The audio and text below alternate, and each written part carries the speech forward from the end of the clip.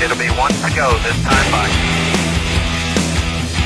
Coming to the green, buddy, coming to the green. Let's go get him. Go, go, go, go, go, go, go. Get your motor running. Head out on the highway. What was the second question? Confidence on the 1.5 mile tracks coming up, Jack. Well, we're ready. We think we're ready to go to 1.5 mile tracks and race. We were confident that we would make a good showing at Dover. We were apprehensive about Loudon, and that same apprehension flows to some extent, in my mind, to Phoenix and certainly to Martinsville. We're apprehensive about Talladega and what the amount of control we use there in determining our destiny.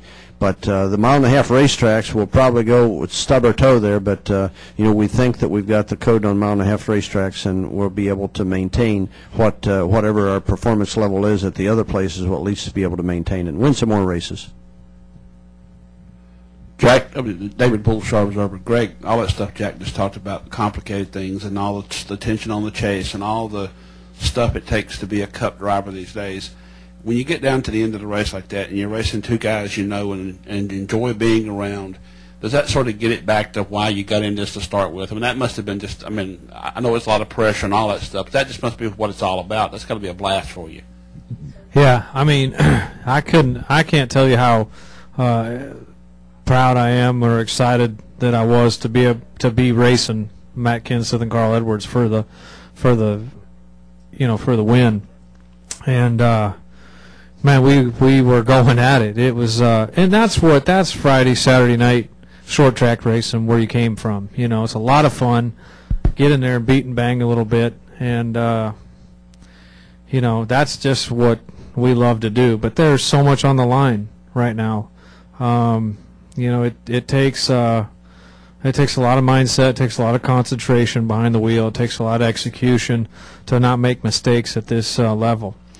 And you can't make mistakes today and come out. But it's we got to beat that 99 car. He's been right on our bumper every week. We got to start stretching it out. Somehow he's just right there. It won't go away. Lee Spencer, Fox Sports for Jack. Watching this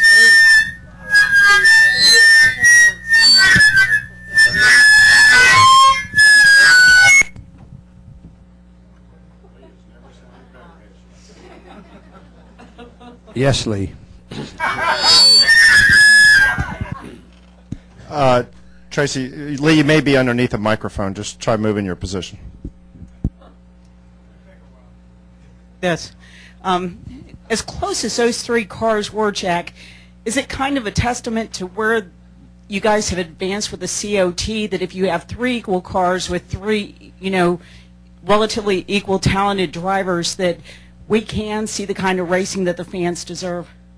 Well, the car tomorrow, and Greg and I were just talking about that here behind Greg Erwin as he was answering a question. But I was surprised to find that the two Gregs don't plan to take the car that they won Dover with to another race this year, and they don't need it. With the dozen or so cars that are in our mainstream that we use, they're all similar enough, and they've got confidence in one being the same as the next, that they don't need to go back and hurry to get that car back in shape.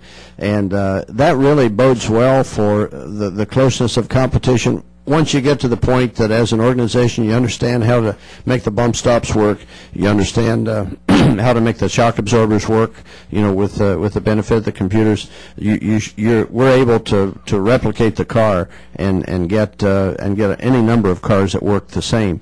The thing that winds up being the difference that the crew chief and the drivers have got to focus on is what they think the racetrack's going to do and what they think their tolerance is to have the thing loose on one end of the fuel run and tight on the other, if it's going to make a swing.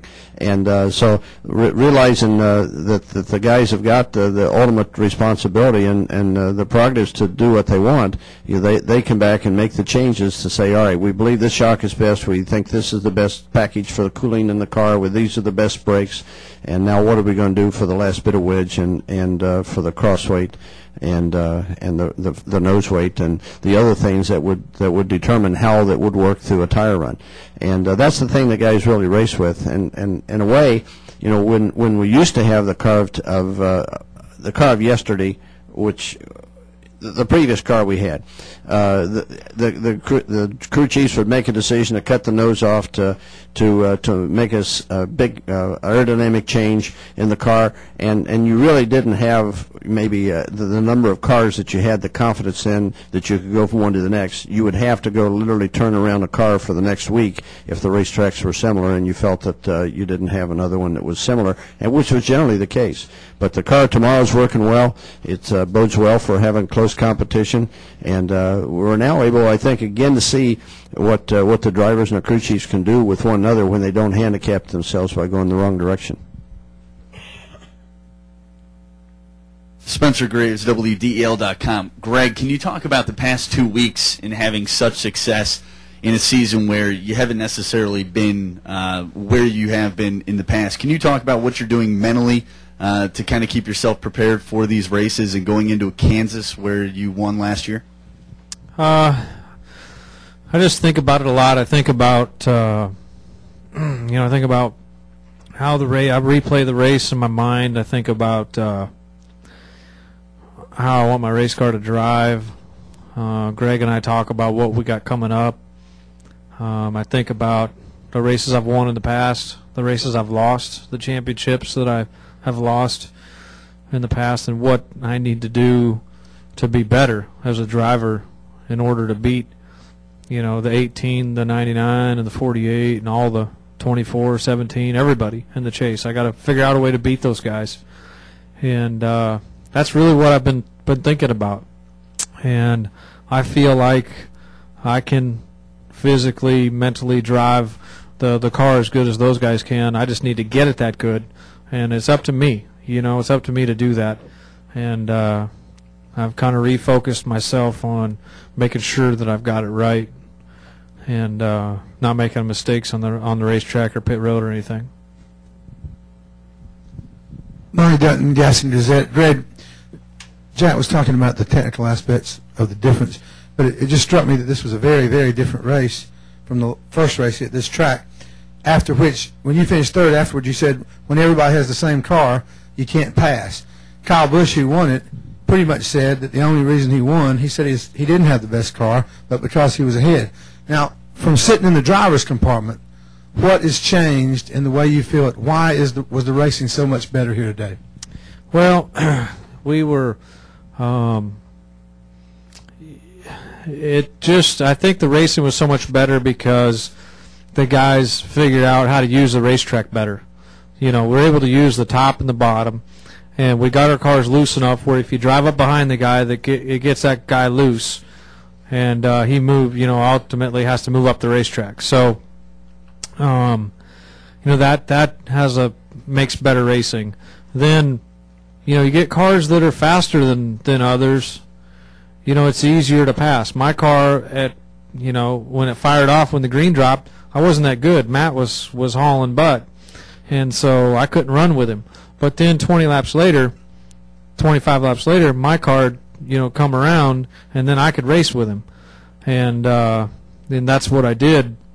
When it came time. So it's just a matter of waiting for the right time, these cars, and then obviously at the end I was faster than the 17, because when I got by him I was able to drive off, kind of stretch it out. So it just goes to show you at that particular point when I was racing him for position how much faster my car was. But at the start of the race, or that run, he was much faster because he drove away from me. So these cars are sensitive, the track temperature, the tire wear, and I think that's why we saw a better race. It's just, guys, had different setups, and their cars were running up and down the racetrack. Okay, I think we got two more.